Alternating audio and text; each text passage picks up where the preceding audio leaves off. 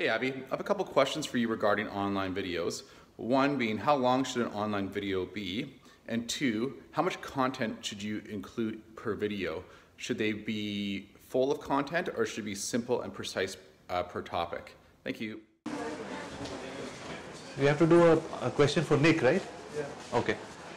So, hi Nick, thanks for the question.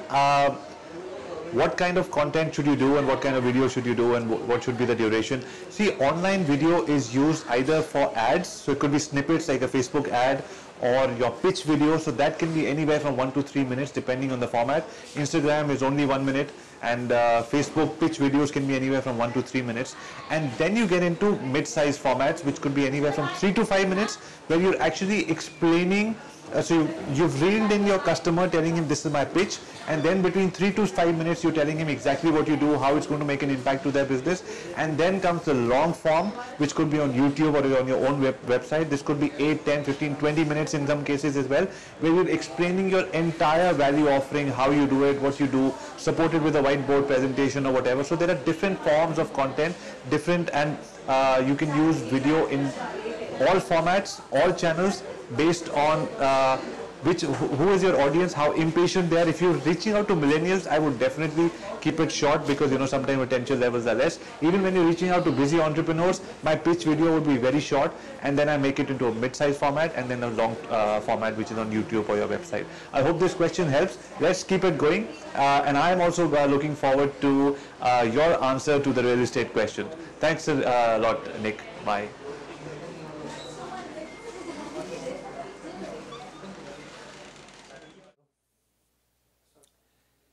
Good morning, Nick. Listen, as a realtor, I wanted to ask you, what's happening with the, I know the markets all over the world are sort of shaky and a lot of stuff happening, but specifically in the Vancouver market where you specialize in, and even more narrowing it down, North Shore, which you're known for. I know that your face is very common over there and popular over there. Everybody knows you there. And you've really made a mark for yourself, Nick, and that's why this question comes to you from the Ask Avi Arya show.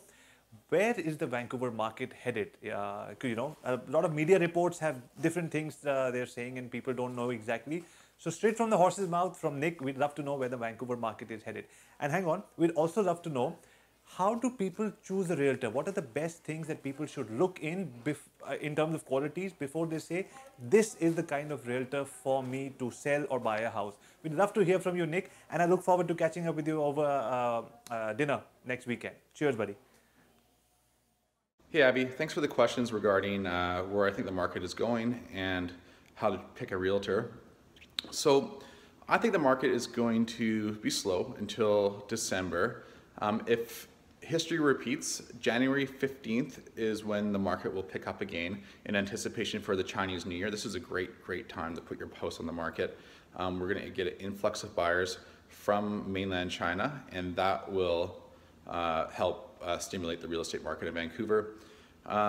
People are really concerned about the non-resident tax and the 15% non-resident tax and how it'll affect our market. It is going to slow things down quite a bit. However, it's not going to stop non-residents from purchasing, and especially in the upper end of the market. If you have $7, $8, $9 million to spend, it's probably not going to affect you as much. I think it's going to affect the people buying in the quote-unquote lower end, under the 1.5 price point, because they're more cash sensitive when they're making their acquisitions. It's a market that is volatile. It always has been volatile. We've had one of the best runs from the beginning of this year till about June, July. And it was starting to slow down going into July, but with the government intervention and the introduction with the 15% non-residence tax, that just amplified the slowdown. And then into the fall is always a slower market, so it's really hard to judge where the market's going. We're going to know a lot more by the end of January, early February, around the Chinese New Year. If the Chinese buyers don't come into Vancouver, then we're going to have a problem.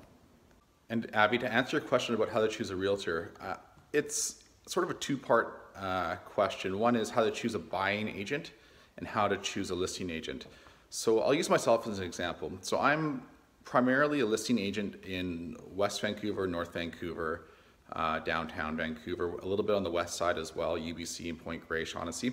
However, I don't usually stray further than that. One, for example, it'd be very difficult for me to service a listing in Richmond effectively, and vice versa. If you're a Richmond agent, it's going to be very difficult for you to service a West Vancouver listing effectively just because of the commute time. And two, you want an agent that understands the neighborhood. You're not just selling a house, you're selling a lifestyle. So, you know, when somebody comes into my house, I know the house through and through. I know all the features and benefits, create the value proposition through the, you know, the land value and the improvement value. But I also know the type of person that's going to be looking at the house. So here, I'm in this house right now in Bay Ridge, and it's a $6.68 million brand new house. We're in the West Bay School catchment. We're 2 blocks away from a bus stop. We're 2 blocks away from Marine Drive. I know exactly where all the schools are. I know exactly where all the parks are, and I know the neighbors. I've made a point of getting to know all the neighbors, and we have a house being built across the street. That's Ron's house. And so when I sell this house, I sell the feeling of living in the neighborhood, and the house itself will sell itself. I mean, I introduce the features and benefits, and you know, it speaks for itself. It's a gorgeous build. And in terms of a buyer's agent, I think a buyer's agent should be a good listener, number one. They should sit down with the buyer and go through their needs. So it's just a basic needs analysis. And you'll be surprised how many agents don't do this.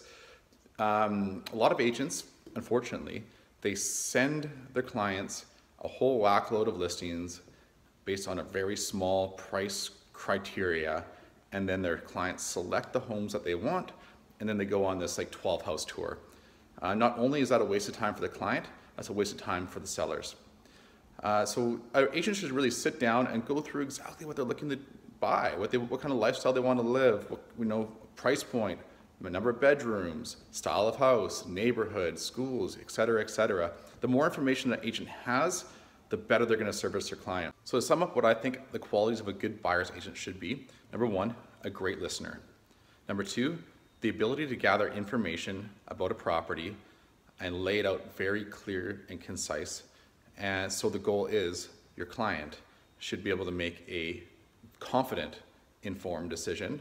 And then once they've made that selection of the offer of the property they want to offer on, the last thing is to get them the best price. And that's, in my opinion, the fun part.